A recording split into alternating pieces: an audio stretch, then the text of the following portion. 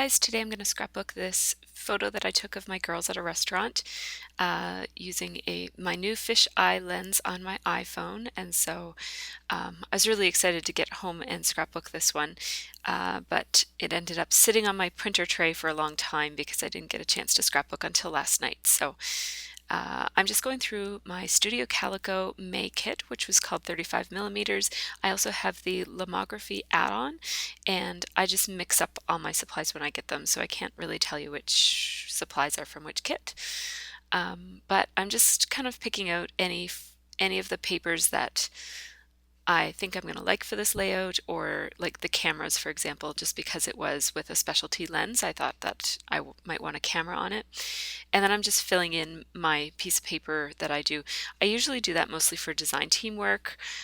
This layout is not design teamwork, it's just for myself, but I've been just kind of keeping track of my supplies just in case I submit something for publication at some point, because I recently did get a layout published in Canadian Scrapbooker magazine, and it was a little bit of a hassle going back and figuring out what I used on the layout, so I just decided to do this from now on. So I'm just distressing the papers, just wrinkling them, not distressing the edges, and I lined them in London Fog, which is by Memento.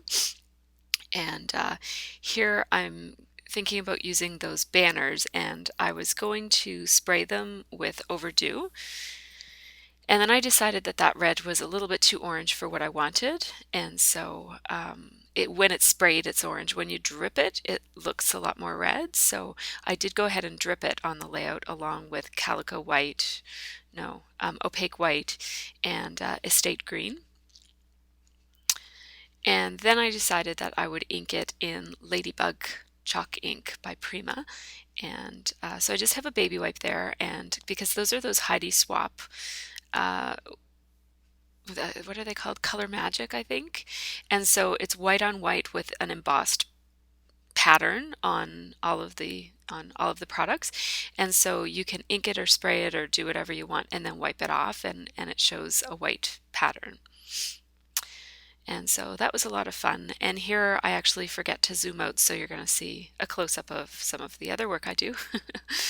um, so I'm just figuring out, I decided to not use it as a banner, but to cut it up into triangles.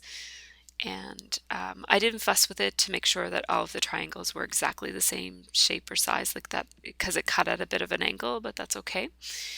And that strip that I have there is just the strip from the edge of the honeycomb paper there. Um, and so because it's such a bold background pattern, I wanted to make sure that I outlined all of the parts of the layout with markers, and I used a broad tip. That's my Faber-Castell marker that's laying there that I had used on the striped paper. And then on those little banners, I'm using my Lumocolor fine point pen. I have to use Lumocolor because where the embossing is, it's going to resist a regular marker, so you need to use a marker that's designed for slick surfaces. And I actually end up going back and outlining those with a broader tipped slick surface marker. You'll see that in a few minutes. So now I've just decided that, again, I think I need something a bit more bold on this layout to kind of balance off, because the picture is getting lost among the honeycomb. That's a really bold background pattern. So I'm using black striped washi tape to create a frame. And I'm going to go back and fix that smaller frame and give that to my cat to play with. She loves playing with sticky stuff, but she wasn't very playful last night. So there, now I have a frame for my photo, and I just laid it down, I stuck it down, and now I'm going to place that strip as well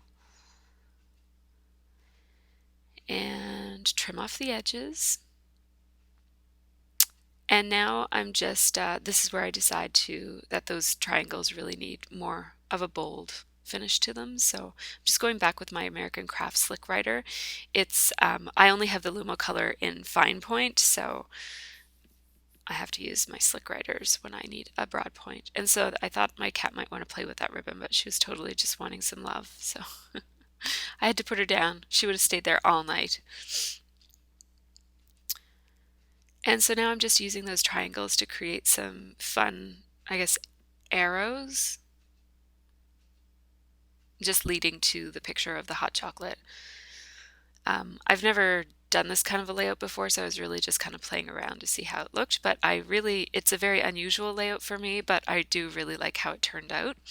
It's busy, very busy. I'm going with busy layouts lately. I don't know what it is with me, but those are letters that I got in my scrapbook.com prize pack, and they're by Bella Boulevard. Let me just check my paper here. Sophisticates letter stickers. Sophisticates. And so I'm just using the same Ladybug Prima chalk ink to ink those letters.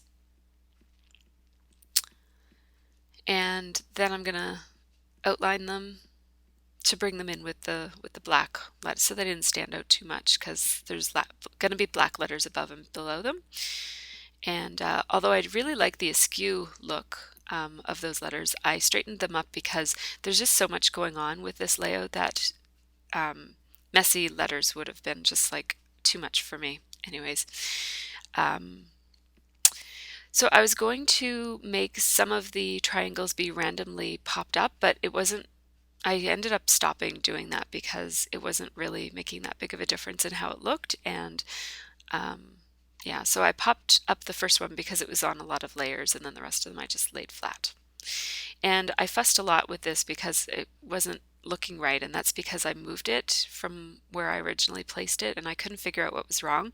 But then eventually I'm going to figure out that that first arrow was down too far. It needed to be up on the photo more. There you go. And then everything kind of fell in place, and I needed them to be going right to the edge of the page as well, so that they would match with the other two places where arrows were. And so now I got my arrows down, and I placed those top arrows specifically so that the title would fit there. And so what I've done is I've made those triangular arrows be kind of 3 elements on the page that brings your eye to other elements.